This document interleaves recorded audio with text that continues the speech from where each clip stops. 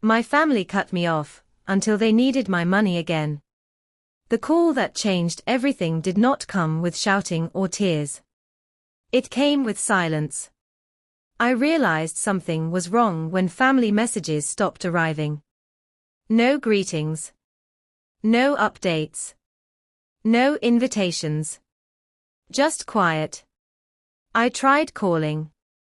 No one picked up. Days passed, then weeks.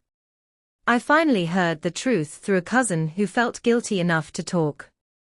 I was called selfish, proud, ungrateful. All because I said no to funding a business idea I did not believe in. That single no erased years of helping quietly. I paid school fees, covered hospital bills, fixed problems without asking questions. None of that mattered anymore. In their eyes, I had changed. What they really meant was that I stopped saying yes. That night, I sat alone and understood something painful. Love that survives only on what you give is not love.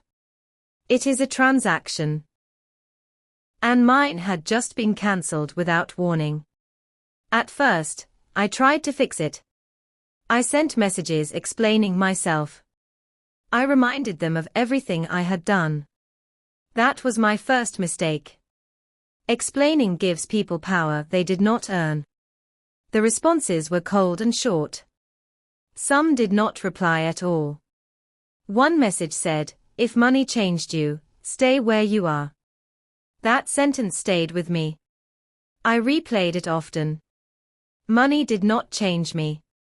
Boundaries did. I stopped reaching out after that. I focused on work, on building my life quietly. The silence from them became normal. Birthdays passed without calls. Holidays came and went. I watched from a distance as family gatherings happened without me. It hurt, but it also taught me something. When people benefit from your sacrifice, they call it duty.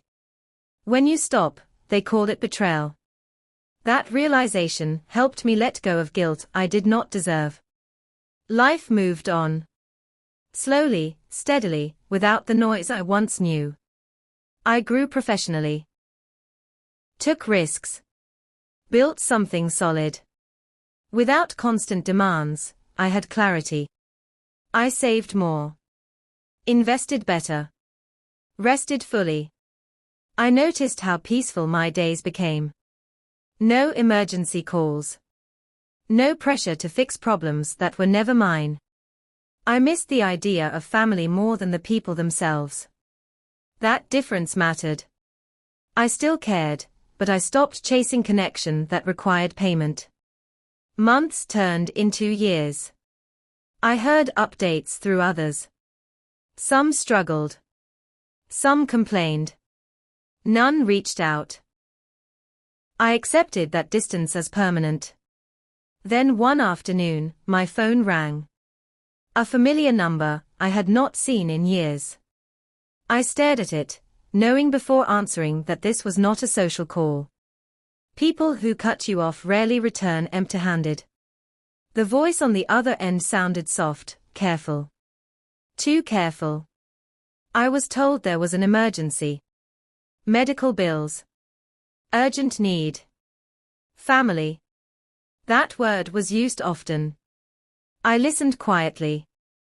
No interruptions. No promises. When the request finally came, it was framed as responsibility, not help.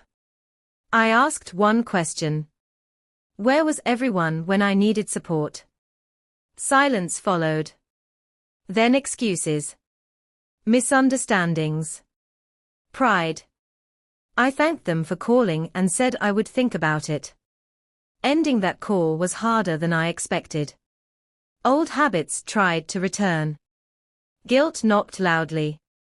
But I remembered the silence. I remembered how easily I was erased. That memory grounded me. I was no longer the solution they ignored until they needed access again. I decided whatever choice I made would come from clarity, not pressure. That night, I slept poorly.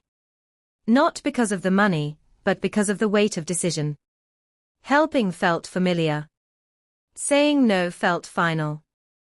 I asked myself hard questions. Would helping reopen doors or reopen wounds? Would it be appreciated or expected again? I knew the answer. I had lived it before. I called back the next day. I said I could help partially, with clear limits. The response changed instantly. The warmth disappeared. The tone shifted. I was told partial help was useless. That told me everything I needed to know. Gratitude was never part of the equation. Access was. I declined completely after that. Calmly. Clearly. The call ended quickly. No goodbyes. Just another silence. This time, it did not hurt the same way. I had already grieved them once. Weeks later, messages started arriving. Not apologies. Explanations. Justifications. Pressure. I did not engage. Silence can be a boundary too. I focused on my routine. Work. Health. Friends who never measured me by what I gave. I noticed how much lighter life felt without constant emotional debt. Family ties are powerful, but they should not feel like chains. I stopped checking my phone often. I stopped expecting anything. Peace returned. That peace was earned. I understood then that being generous without limits invites abuse. Boundaries protect both sides, even when only one understands it. I was done teaching lessons. I was focused on living well. Eventually, news reached me that the emergency passed without my help. Other options appeared once my wallet stayed closed. That confirmed what I already knew. I was never the only solution. I was just the easiest. That truth settled quietly. I felt relief, not regret. No one reached out afterward. No thank you. No reflection. Just distance. I accepted it fully. Some relationships end not with fights, but with realization. I chose to honor myself, instead of playing the role assigned to me. That choice reshaped my future more than any amount of money ever could. Time created clarity. I stopped replaying old conversations. I stopped wondering what I could have done differently. The answer was nothing. I had already done enough. I focused on building a life where support flowed both ways. I learned that love should not require constant sacrifice from one side. That lesson stayed with me. As the months passed, I stopped waiting for reconciliation. Waiting keeps wounds open. I redirected my energy into building stability for myself. I woke up earlier, planned better, and focused on long-term goals. I realized how much time I had lost trying to please everyone. Without constant family demands, my mind felt clearer. I made decisions faster and trusted myself more. I also noticed how my confidence grew when I stopped explaining my choices. Silence became strength. I did not owe updates to people who erased me so easily. When distant relatives mentioned my name, it was often followed by comments about money, not concern. That confirmed everything. I learned that people reveal priorities through absence as much as presence. The absence taught me more than any argument could. I no longer felt angry. I felt aware. Awareness brings peace when denial once lived. Holidays were the hardest at first. Seeing others gather reminded me of what I lost. But I chose not to sit in sadness. I created new routines. Simple meals. Quiet reflection. Calls with friends who showed up without conditions. Over time, those moments felt full, not empty. I stopped comparing my life to the past. I focused on what I was building. I realized family can be chosen through loyalty, not obligation. That idea freed me.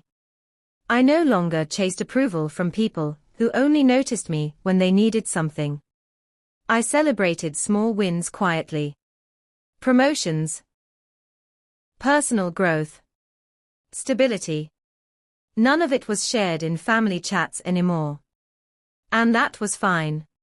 My life became something I protected, not something I constantly offered for judgment. That shift made me stronger than I ever expected. A year later, I heard stories about financial struggles back home. Businesses failed. Plans collapsed. My name came up again, this time with regret. If only, they said. But no one apologized directly. Regret without responsibility changes nothing. I stayed silent. Not out of bitterness, but wisdom. I learned that rescuing people who refuse accountability only delays their growth. I wished them well privately and kept moving. I did not celebrate their struggles. I simply refused to solve them. That boundary felt firm and fair. I understood then that generosity should never come at the cost of dignity. Giving without respect empties you. I chose to stay full. That choice allowed me to give freely elsewhere, where appreciation existed. I stopped feeling like the villain for protecting myself. Peace replaced guilt completely. One afternoon, an unexpected message arrived from an older relative. The tone was softer than before. They asked how I was doing. Not what I was earning. That stood out. I responded politely. We exchanged a few messages. Then the conversation shifted, slowly, toward help. I noticed the pattern immediately. Concern first. Request later. I did not fall for it. I acknowledged their situation and wished them strength. I did not offer money. The conversation ended shortly after. That moment showed me how far I had come. Old me would have rushed to fix things. New me understood the cost. Boundaries are tested when people think you have softened. I had not. I was simply calm. Calm is often mistaken for weakness. It is not. It is clarity without noise. I chose clarity every time.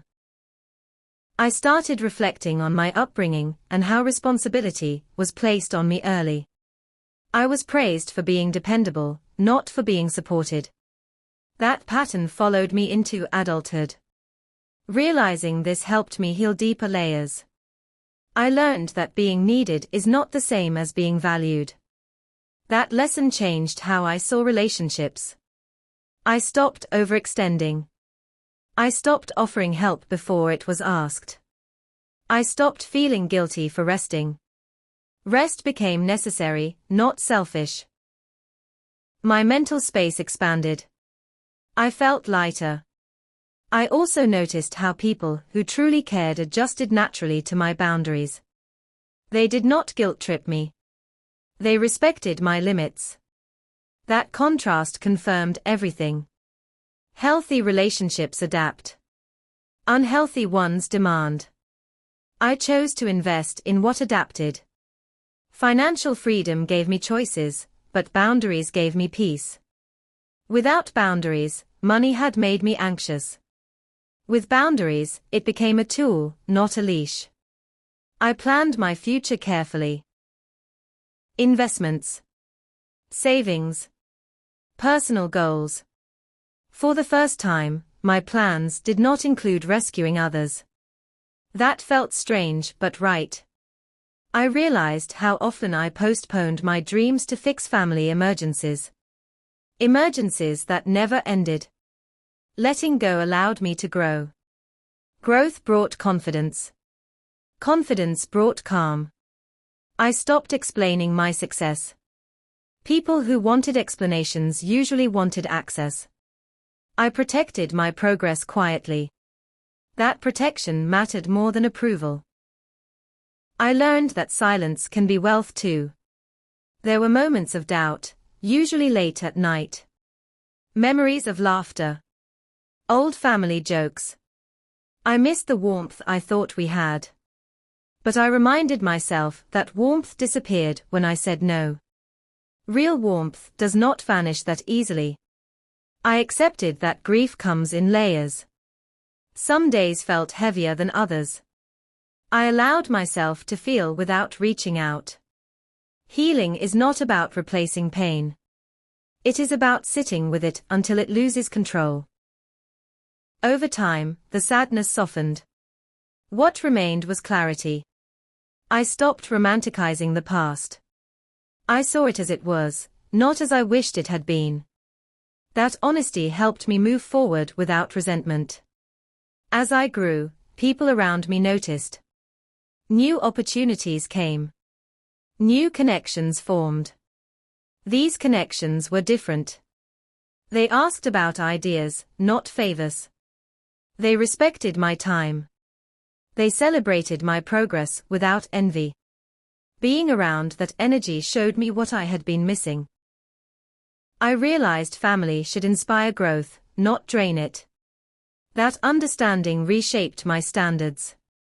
I no longer tolerated manipulation disguised as concern. I chose relationships that felt balanced. Giving and receiving flowed naturally. No pressure. No guilt. Just respect. That balance felt unfamiliar at first, but I adjusted quickly. I deserved it. Another attempt came years later. A direct request this time. No small talk. No concern. Just need. I declined politely. The response was anger. Accusations followed. I read them calmly. I did not reply. That was the moment I knew I had fully healed. Their words no longer controlled me. I did not feel the urge to defend myself. I did not feel small. I felt done. Not angry done.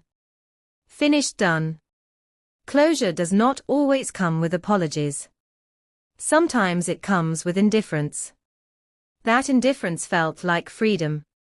I started sharing my story quietly with people who struggled with similar issues. Not publicly. One-on-one. I saw relief in their faces when they realized they were not wrong for setting limits.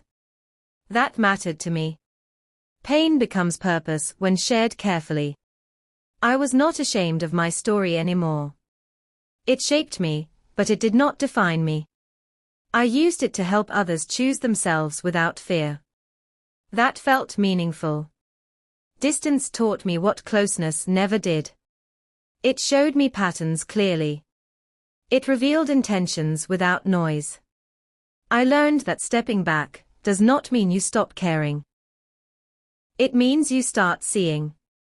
Seeing changed everything. Looking back, being cut off was painful, but it saved me. It forced me to build a life without emotional debt. I became stronger, calmer, and more secure. I stopped proving my worth through sacrifice. I let my life speak instead. That change reshaped my future. I no longer fear abandonment. I fear losing myself more. That fear keeps me grounded. I choose peace even when it disappoints others. Peace is not loud, but it lasts. I carry that lesson everywhere now. When people ask about my family, I answer honestly but briefly. I do not overshare. I do not lie. I simply state facts. That honesty protects me. I am no longer ashamed of distance. Distance was necessary. It gave me perspective and growth. I no longer confuse guilt with love. I choose relationships that do not require constant sacrifice. That choice improved every area of my life. Family is not about access to resources. It is about shared respect. When respect disappears, distance becomes healthy. I learned that the hard way. But I learned it well. Money did not change me. Boundaries revealed who people were. That truth set me free. I am grateful for who I became because of the silence. Stronger. Clearer. Unafraid. My family cut me off until they needed my money again. I did not return to the role they wanted. I chose myself, my peace, and my future. That choice changed my life.